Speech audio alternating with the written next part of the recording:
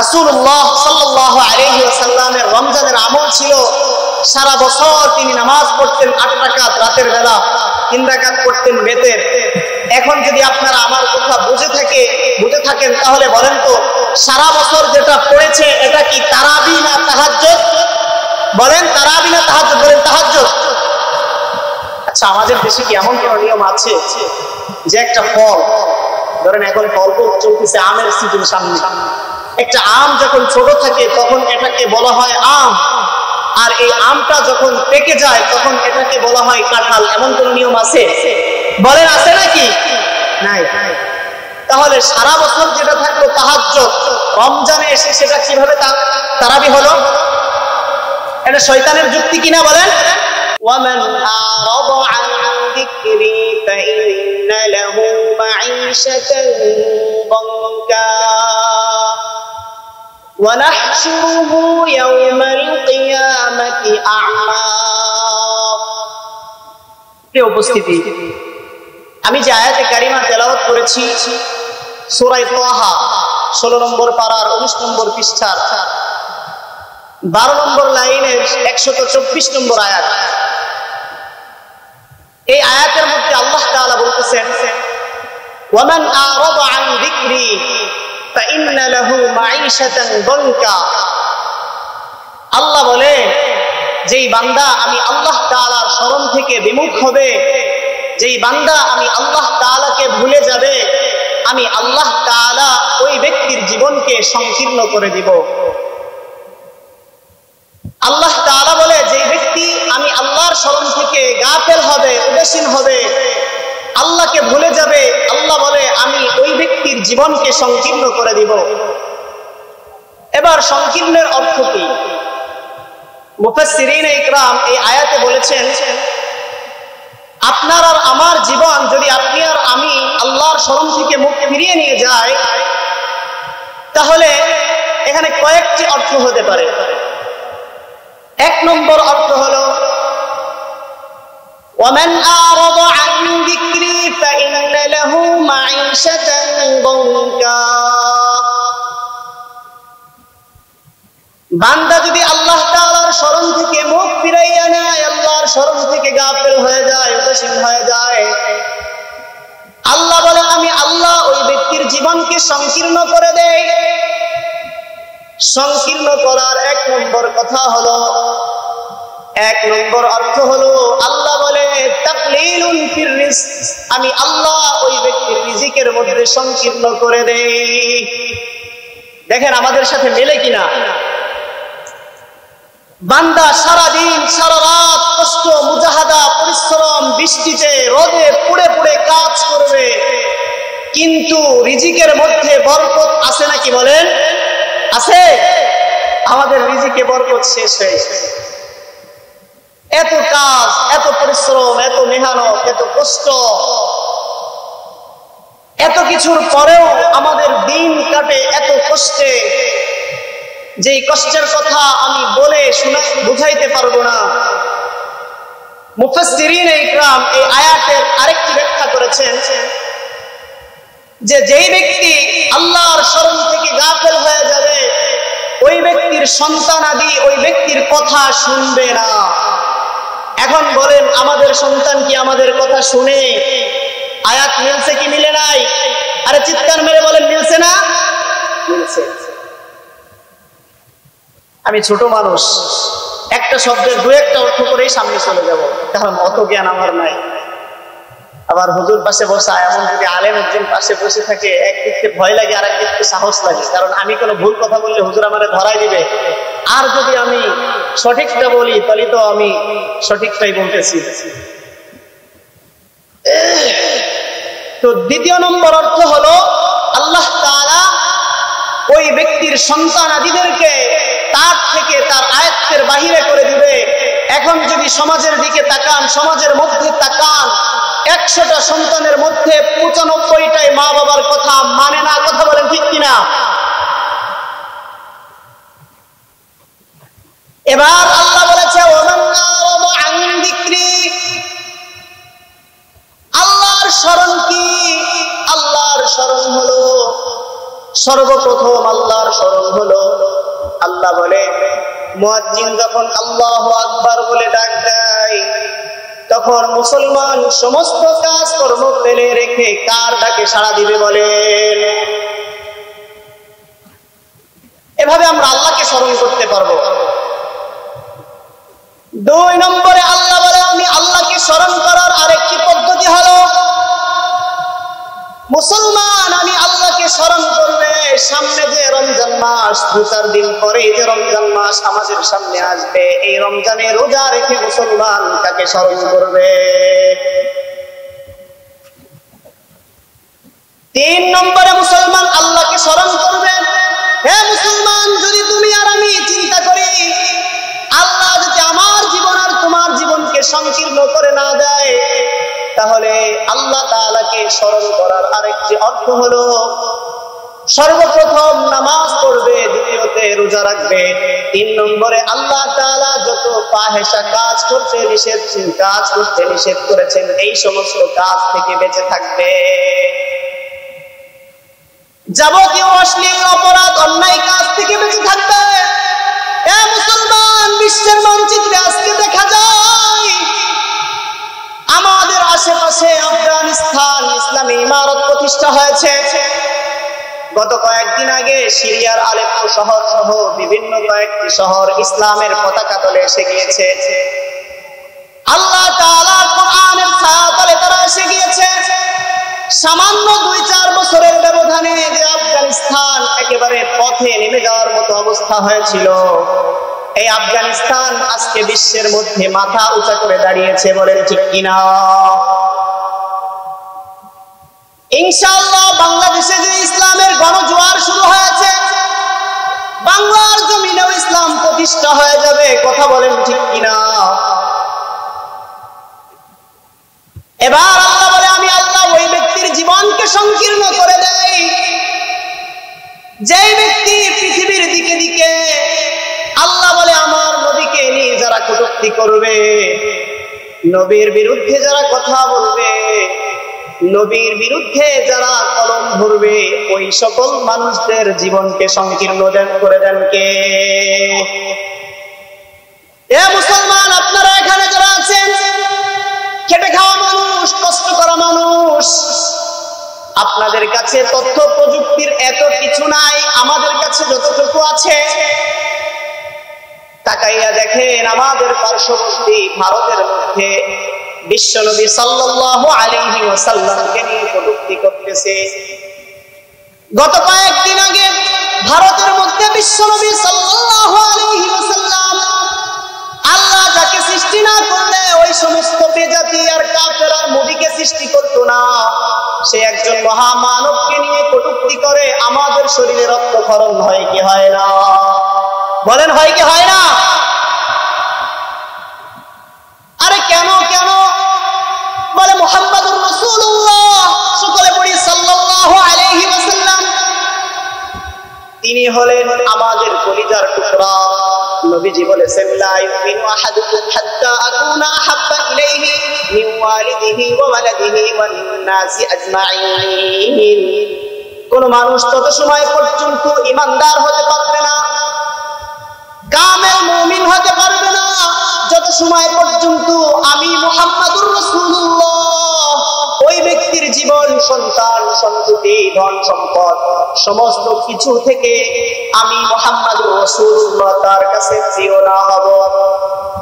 এবার বলেন, ভারতের মধ্যে যে মুহাম্মাদুর রাসূলুল্লাহ সাল্লাল্লাহু আলাইহি ওয়াসাল্লামকে নিয়ে কটূক্তি করা হয়, আমরা যদি এই কথা শুনে চুপে চাপে বসে থাকি, তাহলে কি আমরা ঈমানদার হতে পেরেছি? বলেন, আরে চিৎকার মেরে বলেন, ঈমানদার হতে পেরেছি? আমরা দুর্বল মানুষ, আমাদের করণীয় কি? কমপক্ষে এখান থেকে হলেও যদি আমরা একটু তাদের বিরুদ্ধে নিন্দাবাদ আর প্রতিবাদ করতে পারি, কমপক্ষে আল্লাহর নবী বলে আযাফুল ঈমান, দুর্বল ঈমানদারদের মধ্যে আমরা শামিল হতে পারবো। তো এজন্য ভারতের মধ্যে আমার নবী, বিশ্ব নবী, প্যারা নবী মুহাম্মাদুর রাসূলুল্লাহ সাল্লাল্লাহু আলাইহি ওয়াসাল্লামকে নিয়ে কষ্ট ব্যঙ্গচিত্র করা হয়, কত কথা বলা হয়। কিছুদিন পরে আবার কিছুদিন আগে দেখা গিয়েছিল মা আয়েশা রাদিয়াল্লাহু আনহাকে নিয়ে কটূক্তি, এদিক দিয়ে সেদিক দিয়ে কটূক্তি করেই যাচ্ছে।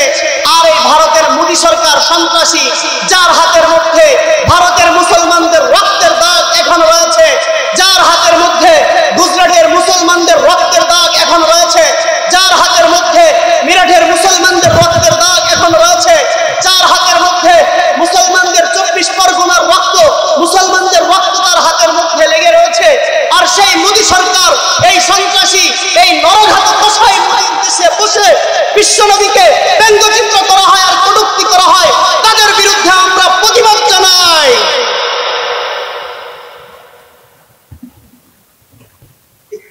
আমরা মোদী সরকারকে বলতে চাই, মোদী সরকার, কথাগুলো বলতাম না, যেহেতু ভিডিও হচ্ছে তার কাছে যাবে, ভারতে পৌঁছবে, সারা বাংলাদেশে সারা দুনিয়াতে পৌঁছবে, এজন্য বলতেছি। যদিও আমরা দুর্বল মুসলমান, আমাদের করার কিচ্ছু নাই, তারপরেও কথাগুলো বলতে হয়, কারণ বিশ্বনবী আমাদের হৃদয়ের থেকেও বেশি তাকে ভালোবাসি। তাকে নিয়ে কোনো একজন কটূক্তি করবে, কোন মুসলমান সহ্য করবে?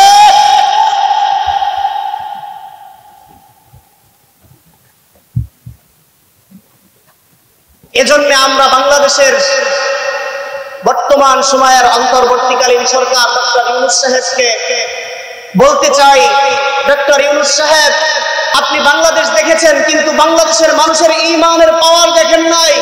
সুতরাং আপনি ওই সমস্ত ভারতের যে দূতাবাসগুলো রয়েছে, ওই পররাষ্ট্রের যে সমস্ত দূতাবাস বাংলাদেশে রয়েছে, তাদেরকে আপনি আইনের আওতায় এনে তাদের বিচার করেন, যাতে মোদী সরকার সোজা হয়ে যায়। কথা বলেন ঠিক কিনা?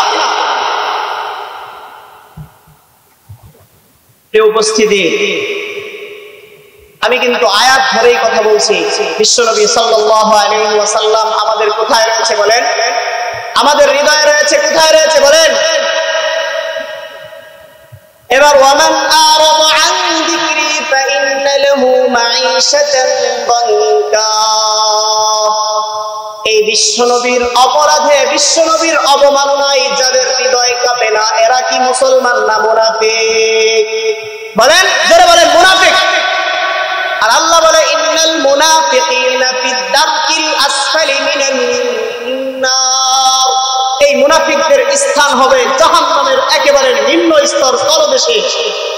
তো এই কারণে আমরা প্রতিবাদ জানাই, যাতে আল্লাহ তাআলা আমাদের নামটাকে মুনাফিকের খাতায় না দেয়, মুমিনের খাতায় থাকে, যাতে করে আমরা ক্ষুদ্র ঈমানদার হলেও যাতে জান্নাত পেতে পারি। এজন্য তাদের বিরুদ্ধে আমরা প্রতিবাদ জানাই।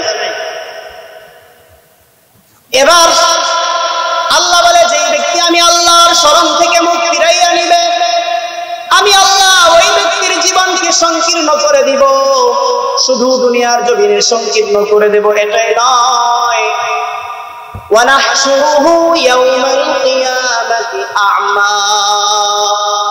আল্লাহ বলে, আমি ওই সকল মানুষকে কিয়ামতের ময়দানে জমা করব অন্ধ করে। এবার বলেন, অন্ধ হয়ে কিয়ামতের ময়দানে উঠতে রাজি আছেন কে কে? যা কেউ নাই, আলহামদুলিল্লাহ, আমরা চক্ষুষ্মান হয়ে কিয়ামতের ময়দানে উঠতে চাই। রাজি আছেন না আপনারা?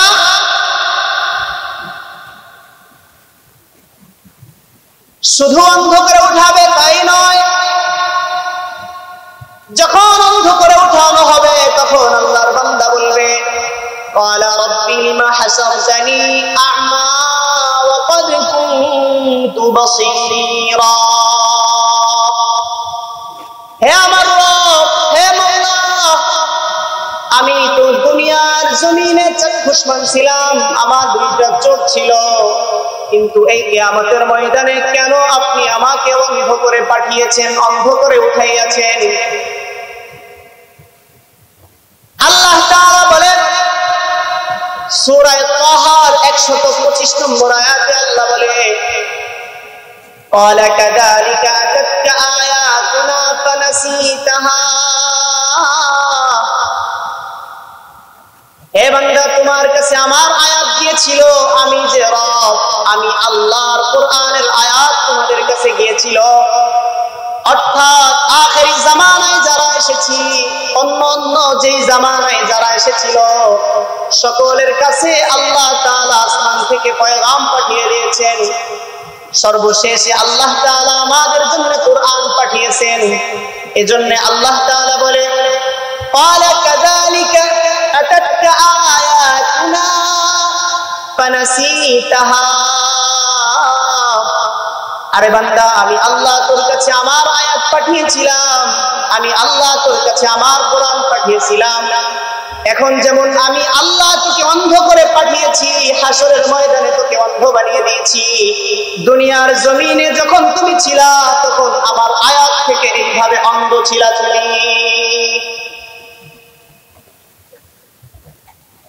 অন্ধ থাকার অর্থ কয়েকটা হতে পারে, একটা বা দুইটা অর্থ আপনাদেরকে শোনাবো।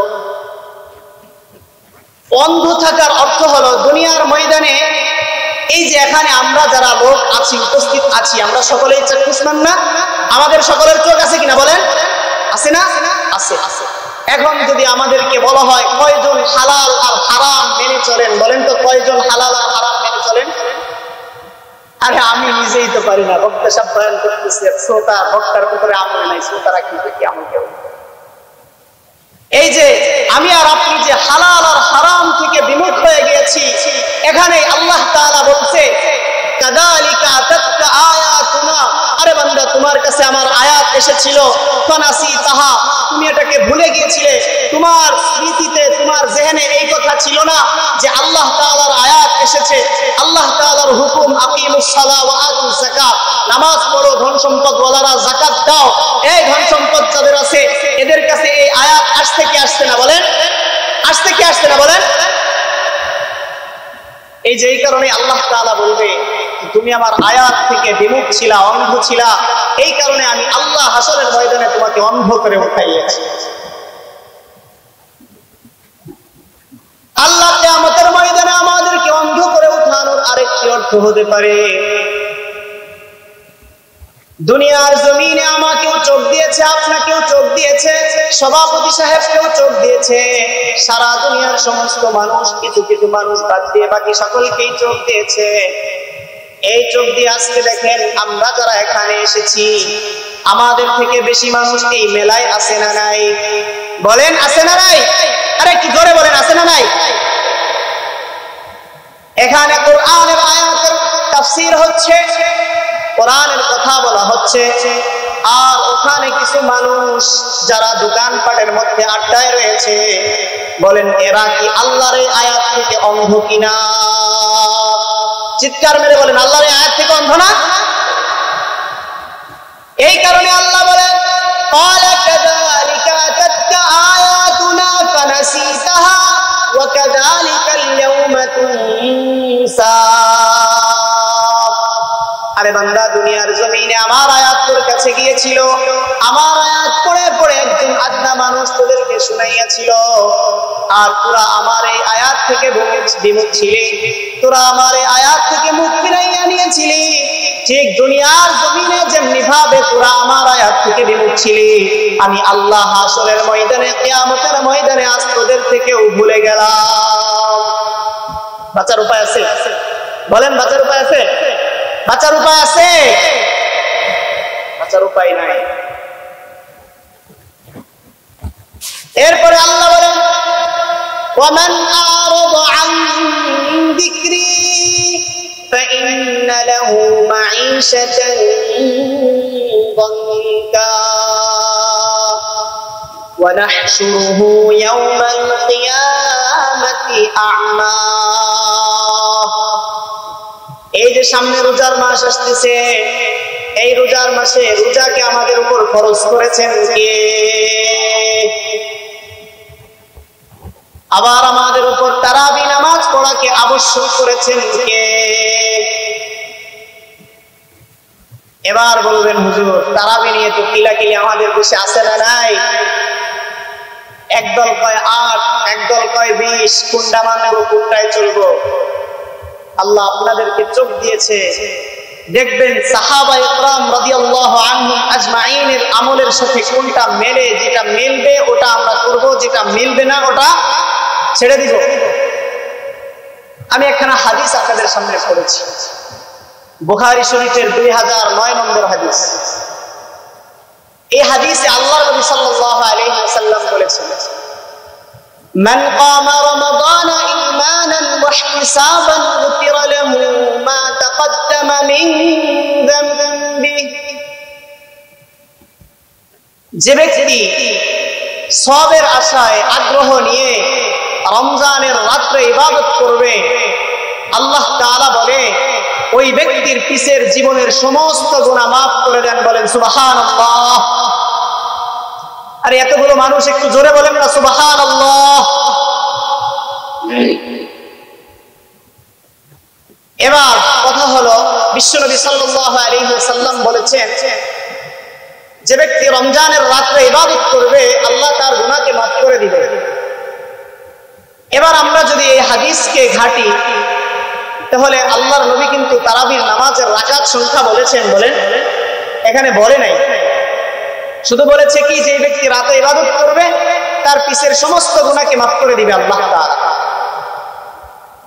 এখন আল্লাহর নবী সাল্লাল্লাহু আলাইহি ওয়াসাল্লামের জীবদ্দশায় বুখারী শরীফের 2010 নম্বর হাদিস, এই হাদিসে আল্লাহর নবী সাল্লাল্লাহু আলাইহি ওয়াসাল্লামের সাহাবী বর্ণনা করেন আয়েশা রাদিয়াল্লাহু আনহা যে নবীজি সাল্লাল্লাহু আলাইহি ওয়াসাল্লাম পবিত্র রমজানের রাতে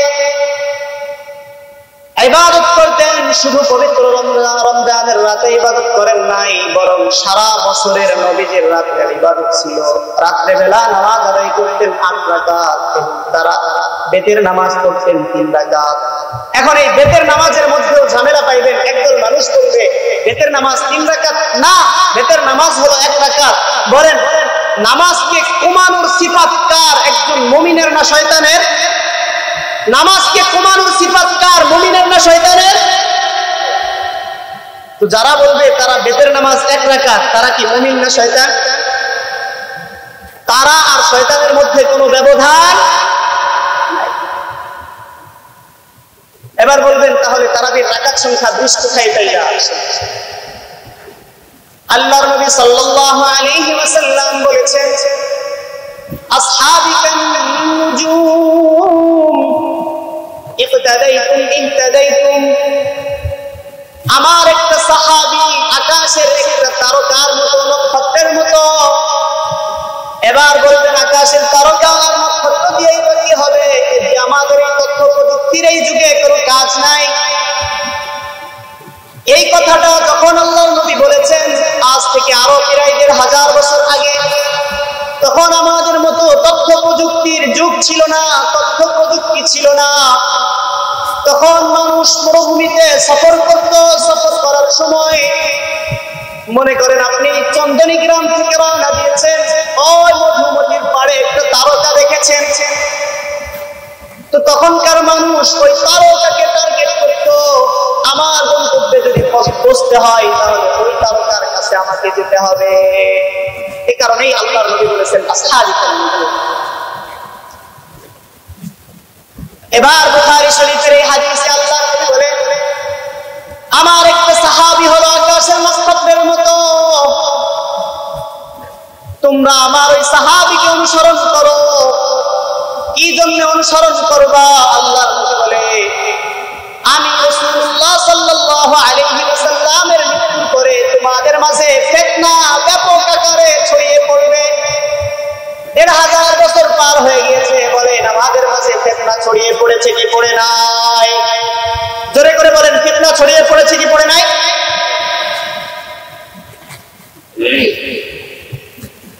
আমাদের মাঝে ফিতনা ছড়িয়ে পড়েছে। এই কারণে এখন দেখতে হবে যে আমাদের মাঝে সাহাবায়ে কেরামের আমল কোনটা, ওইটাকে আমরা যদি গ্রহণ করি, আল্লাহর নবী বললেন ইহতাদাইতুম ইহতাদাইতুম, তাদেরকে অনুসরণ করলে তোমরা হেদায়েত পেয়ে যাবে। বলেন সুবহানাল্লাহ। এবার আমার সাথে বলেন আমরা যে 20 রাকাত তারাবি নামাজ পড়ি, এটা কি সাহাবায়ে কেরাম থেকে পেয়েছি কি চাই নাই? অবশ্যই সাহাবায়ে কেরাম থেকে পেয়েছি। এবার বলবেন যে রাসূলুল্লাহ সাল্লাল্লাহু আলাইহি ওয়াসাল্লামের জামানায় তো একদিন, 2 দিন, 3 দিন পরে আর তিনি রমজান মাসে রাতের বেলা মসজিদে আসেন নাই, ঘরে বসে ইবাদত করেছে। এটা করলেন কেন? নবীজি বলেন আমি এই কাজ করেছি এজন্যই আমার ভয় হয় যে আল্লাহ তাআলা আমার উম্মতের উপরে এই তারাবিকে ফরজ করে দিতে পারে। এই কারণে আমি নবীজি এই রাতে মসজিদে আসি নাই। এই কারণে তো যদি আমাদের যদি একাও কেউ করতে চায় তাও আমাদের জন্য ছাড় আছে না নাই? এবার আমরা তারাবি নামাজ 20 রাকাত কোথা থেকে পেলাম?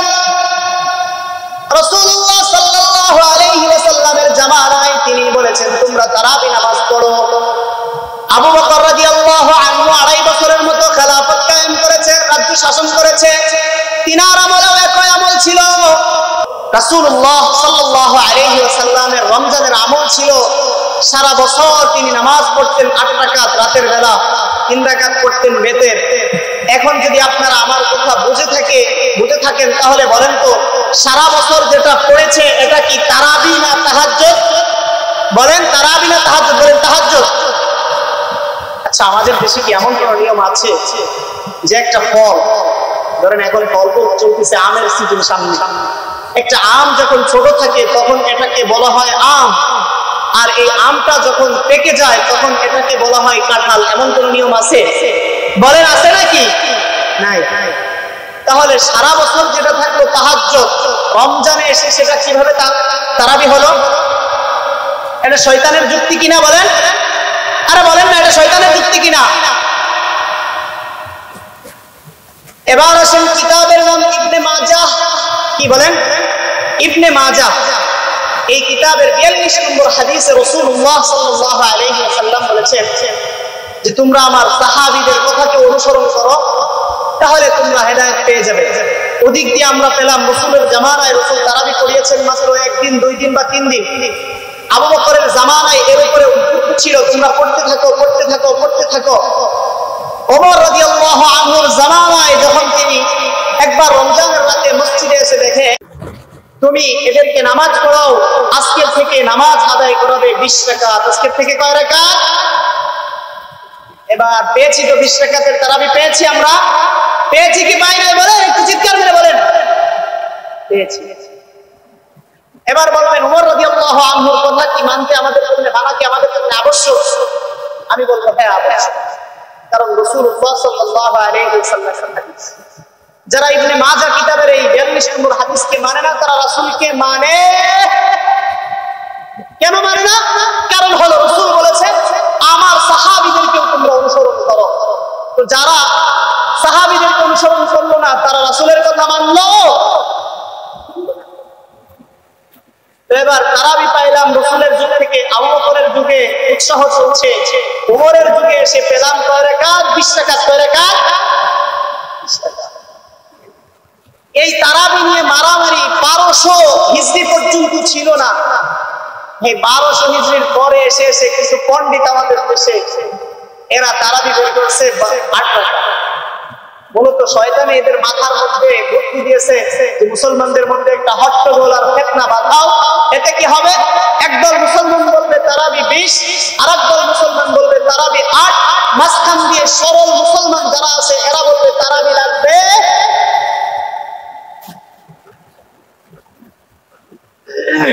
যাই হোক, এটাও আল্লাহ তাআলার স্মরণের অন্তর্ভুক্ত। ওমান আ'রাদা আন যিকরি ফাইন্না লাহু মাঈশাতান দানকা। আল্লাহ বলে যে আমার স্মরণ থেকে মুখ ফিরাবে আমি আল্লাহ তার জীবনকে সংকীর্ণ করে দিব। এটাও সংকীর্ণ করার একটা অর্থ। যারা আমাদের জীবন আমাদের থেকে নামাজকে এভাবে কেড়ে নিতে চাইবে তারা অবশ্যই আমাদের জীবনকে সংকীর্ণের মধ্যে ফেলবে, ঠিক কিনা? ওয়ানাহশুরুহু ইয়াওমাল কিয়ামাতি আ'মা। আল্লাহ বলে আমি আল্লাহ ওই সকল মানুষদেরকে কিয়ামতের ময়দানে উঠাবো অন্ধ করে। কেন অন্ধ করে উঠাবে? এত সময় ধরে কিন্তু বুঝেছেন, বলেছি এক একটা শব্দের 2টা 3টা অর্থ করে বলতেছি। আর বর্তমান তো তাফসীরুল কোরআন মাহফিল লেখা হয়, বক্তাকে পাইবেন আল্লামা হযরতুল আল্লাহ, কত বড় টাইটেল আর কত বড় ডিগ্রি। স্টেজে আসার পরে একটা কোরআনের আয়াত থাকবে না, শুধু আসার পরে গজল খানিক বলবে, বাপদাদার কিচ্ছা কাহিনী কতখানি বলবে, এরপরে কিছু কথা বলে চলে যাবে। এমন বক্তা আছে না নাই? অভাব নাই। এই কারণে হয়তো আপনারা মনে মনে ভাবতে পারেন এ তো আমাদের এলাকার ছেলে, কি আর বলবে। আল্লাহর রহমতে আপনাদের দোয়া আল্লাহ তাআলা বিভিন্ন জায়গায় আমাদেরকে কথা বলার সুযোগ করে দেন। যদি সহিহ কোরআনের কথাগুলো, সঠিক কোরআনের কথাগুলো আমরা আপনাদেরকে না বলি, আপনারা পাবেন কোথায় বলেন? এখানে তো একজনের এমন ক্ষমতা নাই হুজুর ভাবে যে কোরআন থেকে একটা সহিহ কথা বোঝার ক্ষমতা আমাদের আছে বলেন। আমরা তো ওই যে প্রত্যেক মসজিদে ফজরের পরে সূরা হাশর আর সূরা নাস ফালাক এগুলো তো মস্ক হয় কিনা? এইগুলোই পড়তে গিয়ে আমাদের অবস্থা খারাপ হয়ে যায়। তাহলে কোরআনের একটা আয়াত বুঝবো কেমন? যদি আমাদের ছোটবেলায় মা বাবা আমাদেরকে চেষ্টা করে তো তাহলে অবশ্যই পারতাম কি পারতাম না? তো যাই হোক, তারা ভুল করেছে। কিয়ামতের ময়দানে এই সন্তানগুলো মা বাবার এই ভুল করার কারণে বলবে, قالوا ربنا أطعنا سادتنا وكبراءنا فأضلونا السبيل। হে আল্লাহ, দুনিয়ায় যে আমরা তোমার থেকে বিমুখ ছিলাম, দুনিয়ায় যে আমরা তোমার শরণ থেকে গাফিল ছিলাম, এর পিছনে কারণ হলো আমরা আমাদের বড় যারা ছিল তাদেরকে অনুসরণ করেছি, আর তাদের অনুসরণ করার কারণেই আজকে আমরা জাহান্নামের মধ্যে এসেছি। এবার বড় কারা? বড় হলো প্রত্যেকটা সন্তানের কাছে তার মা আর বাবা সব থেকে বড়। কথা বলেন ঠিক কিনা? সব থেকে বড় যেহেতু মা আর বাবা, এই মা আর বাবার কথা যখন আপনি আর আমি আল্লাহর কাছে বিচার দিয়ে দিব, তখন কোথায় যাব? যাওয়ার কোনো জায়গা থাকবে? বলেন, যাওয়ার কোনো জায়গা থাকবে? আরে একটা উদাহরণ বুঝেন। এই যে এখানে আমি দেখতেছি রেনিনগর থেকে কিছু মানুষ এসেছে। ধরেন একজন মানুষ ওই মোহাম্মদপুর থেকে আপনাদের এখানে কোরআন শুনতে আসতেছে। প্রতিমধ্যে একজন লোক তাকে ধরছে পিটানোর জন্য, মারবে, তাকে মেরে ফেলবে। ওই বাপদাদার আগের কালের কিছু শত্রুতা ছিল, এই কারণে তাকে পথের মধ্যে ধরছে যে তাকে পিটাবে। এখন একজন লোকে তাকে পিটাচ্ছে, দূর থেকে আরেকজন লোক দেখে যে একজন অসহায় মানুষকে পিটাচ্ছে, তো ওই লোকটা দৌড়ে আপনার কাছে আর আমার কাছে আসবে কি আসবে না? বলেন, আরে জোরে বলেন, আসবে না? আপনার আর আমার সামনে যদি এই ঘটনা ঘটে, আপনার আর আমার ঈমানি দায়িত্ব কি ওখানে দৌড়ে গিয়ে আগে তাকে বাঁচানো, ঠিক কিনা? তো বাঁচাবে। আর কিয়ামতের ময়দান, হাসরের ময়দানটা এমন হবে, ইয়াউমা ইয়াফিরুল মারউ মিন আখিহি ওয়া উম্মিহি ওয়া আবিহি ওয়া সাহিবাতিহি ওয়া বানিহি। আল্লাহ বলে হাসরের ময়দানটা এত কঠিন হবে যে হাসরের ময়দানে আপনি আর আমি, আপনার আর আমার ভাই, আপনার আর আমাকে দেখে সর্বপ্রথম পালিয়ে যাবে। ফাররা ইয়াফিরু, এখানে একটা কথা বুঝবেন। একটা শব্দ হলো আল হারবু, মানে পালায়ন করা। আরেকটা শব্দ হলো ফাররা আল ফিরারু, পালায়ন করা। এই দুই পালায়নের মধ্যে আকাশ আর পাতালের ব্যবধান। বলবেন কেমনে?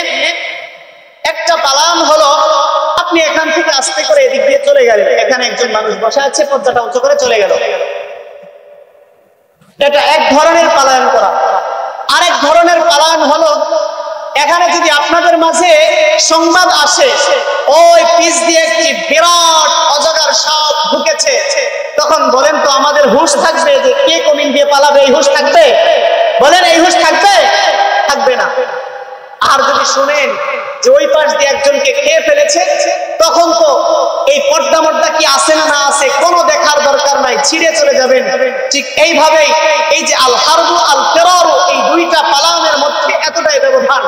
আল্লাহ বলে ইয়াউমা ইয়াফিরুল মারউ মিন আখিহি ওয়া উম্মিহি ওয়া আবিহি ওয়া সাহিবাতিহি ওয়া বানিহি, যে ভাই ভাইকে দেখে এমন ভাবে পালায়ন করবে যেমন মনে হচ্ছে যে আমাদের পিছন থেকে যদি অজগর সাপে দাবড় দেয়, এইভাবে আমরা আর আমি আর আপনি, আপনার আর আমার ভাইকে দেখে পালায়ন করব।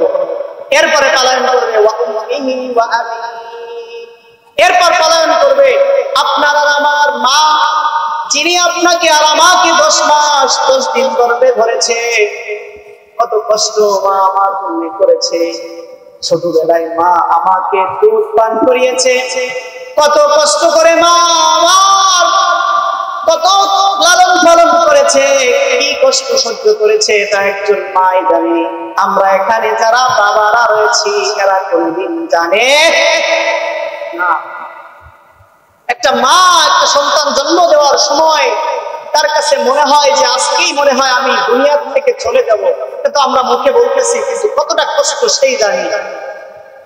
2 নম্বরে আল্লাহ বলে ওয়া উম্মিহি, মা পালন করবে। 3 নম্বরে আল্লাহ বলে ওয়া আবি, পিতাও আমার আর আপনার থেকে পালন করে চলে যাবে। কেন যাবে জানেন? অন্তরে ভয় থাকবে, না জানি সন্তান আমার কাছে একটা নেকি চায়,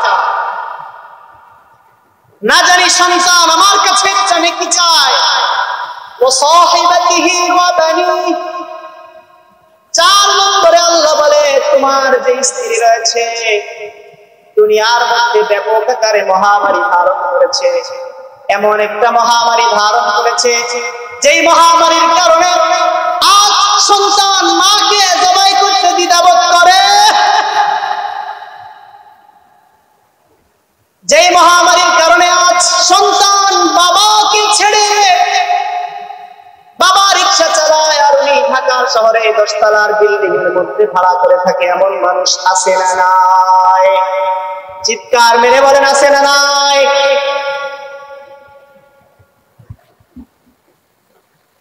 এই বাবা আপনার জন্য আর আমার জন্য হাসরের ময়দানে, আমার জন্য আর আপনার জন্য দুনিয়ার জমিনে কত কষ্ট করতেছে। একে তো মা আপনাকে আর আমাকে গর্ভে ধারণ করেছে, বাবা আর ভাঙ্গা মেহনত করে রুজি উপার্জন করে টাকা উপার্জন করে আমাকে আর আপনাকে খাওয়াইয়াছে। এখানে যারা আছেন অনেকে অনেক ছেলে মেয়ের বাবা সকলেই খাওয়ান কি খাওয়ান না? বলেন খাওয়ান কি খাওয়ান না?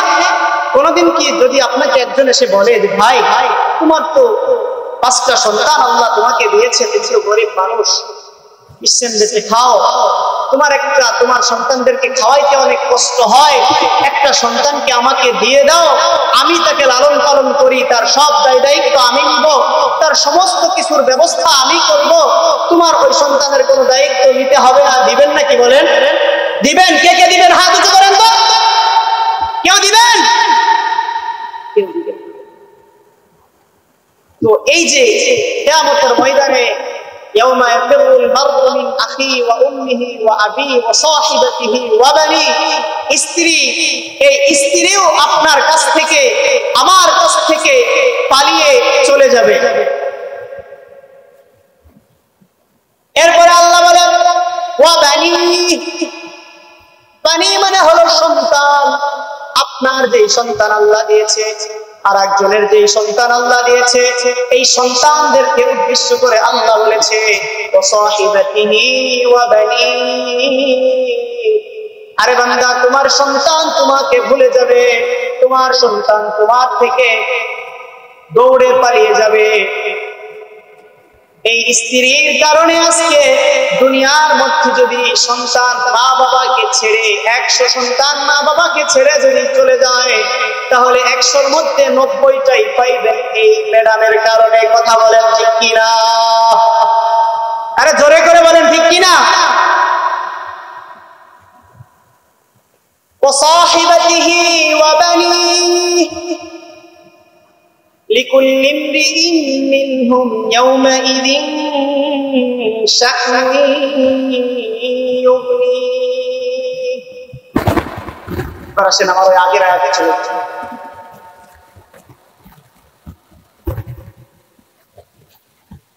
তো কথা হলো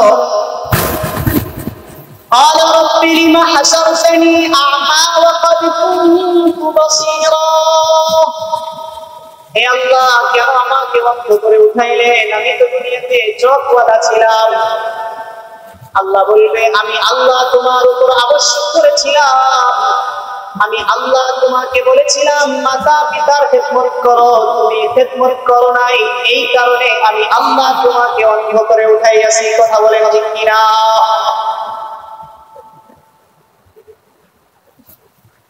وقد كنت بصيرا قال كذلك أتتك آياتنا فنسيتها وكذلك اليوم تنسى। 24, 25, 26 নম্বর আয়াত শুনলেন। 27 নম্বর আয়াতে আল্লাহ বলে وكذلك نجزي من أسرف ولم يؤمن بآيات ربها ولعذاب الآخرة أشد وأبقى। দুনিয়ার জীবন সংকীর্ণ, এরপরে আল্লাহ বলবে আমি তোমাকে এভাবেই তোমার প্রতিদান দিব। কেমনে প্রতিদান দিবে? আল্লাহ বলে নাজজি মান আসরাফা ওয়া লাম ইউমিন বিআয়াতি রাব্বিহা তুমি যেমনি ভাবে আমি আল্লাহর স্মরণ থেকে গাফিল ছিলে, আল্লাহর স্মরণ থেকে বিমুখ ছিলে, এইভাবে আমি আল্লাহ আজ তোমাকে প্রতিদান দিব। কি সে প্রতিদান? ওয়ালা আযাবুল আখিরাতি আশাদ্দু ওয়া আবকা, কঠিন আযাব। একটা হলো কঠিন আযাব, আরেকটা হলো স্থায়ী আযাব। এই আযাব কখনো শেষ হবে না। এমন আযাবের মধ্যে আল্লাহ তাআলা আপনাকে আর আমাকে ফেলে দিবে। তো আল্লাহ তাআলার এই আযাবকে ভয় করা আমাদের উপর আবশ্যক। আল্লাহর স্মরণ থেকে বিমুখ হওয়ার কয়েকটি কথা আপনাদেরকে বলেছি। এক নম্বরে আল্লাহর স্মরণ থেকে কিভাবে বিমুখ হয়? নামাজকে ছেড়ে দেওয়ার মাধ্যমে। বলেন কি ছেড়ে দেওয়ার মাধ্যমে? আরে জোরে বলেন, কি ছেড়ে দেওয়ার মাধ্যমে? নামাজকে ছেড়ে দেওয়ার মাধ্যমে আল্লাহর স্মরণ থেকে গাফেল হয়। দুই নম্বরে রোজাকে ছেড়ে দেওয়ার মাধ্যমে আল্লাহর স্মরণ থেকে গাফেল হয়। বিশ্ব নবী বলে রোজা হলো জাহান্নাম থেকে মুক্তি পাওয়ার ঢাল। এখন যদি আপনার আর আমার জাহান্নাম থেকে মুক্তি পেতে হয়, তাহলে রোজা থাকতে হবে কি হবে না? বলেন হবে কি হবে না? যদি জাহান্নাম থেকে মুক্তি পেতে হলে রোজা থাকতে হয়, তাহলে আল্লাহ তাআলাকে দুইটি হাত উঁচু করে দেখিয়ে দেন, সামনে রমজান মাসে 30টা রোজা অবশ্যই রাখবই ইনশাআল্লাহ। নারায়ে তাকবীর, নারায়ে তাকবীর। আল্লাহ তাআলা আমাদেরকে কবুল করেন, বলেন আমিন। এবার আল্লাহ তাআলার স্মরণ থেকে বিমুখ হওয়ার 3 নম্বর কথা হলো, 3 নম্বর অর্থ হলো যে আল্লাহ যে বিধান আমাদের উপর দিয়েছে, আল্লাহ যে বিধান আমাদের উপর ফরজ করেছে, এই ফরজগুলো থেকে বিমুখ হয়ে যাওয়া। মূলত পিছনের দুইটার ব্যাখ্যা হলো এটা, নামাজ থেকে বিমুখ হওয়া, রোজা থেকে বিমুখ হওয়া। এরপরে আল্লাহ আমাদের উপর সুদকে হালাল করেছে কি হারাম করেছে? বলেন হারাম করেছে। চিৎকার মেরে বলেন হারাম করেছে। এই সুদকে আমাদের জন্য যে আল্লাহ তাআলা হারাম করেছে, সেই আল্লাহ তাআলার স্মরণ থেকে বিমুখ হওয়ার আরেকটা অর্থ হলো যে সুদ খাওয়া। এই সুদকে পরিত্যাগ করা লাগবে কি লাগবে না? চিৎকার মেরে বলেন লাগবে কি লাগবে না? লাগবে। এই উপস্থিতি আমাদের আজকের প্রধান বক্তা চলে এসেছে, আমরা তাকে নারায়ে তাকবীরের মাধ্যমে স্বাগত জানাই। নারায়ে তাকবীর। প্রধান বক্তার আগমন, আল কোরআনের আলো। নারায়ে তাকবীর। এই উপস্থিতি আমার উস্তাদ চলে এসেছে। আমি উস্তাদকে 1 সেকেন্ড কষ্ট দিয়ে আপনাদের সামনে কথা বলবো না। যে কথাগুলো বলেছি আল্লাহ তাআলা আমাকে এবং আমাদের সকলকে আমল করার তৌফিক দান করুন।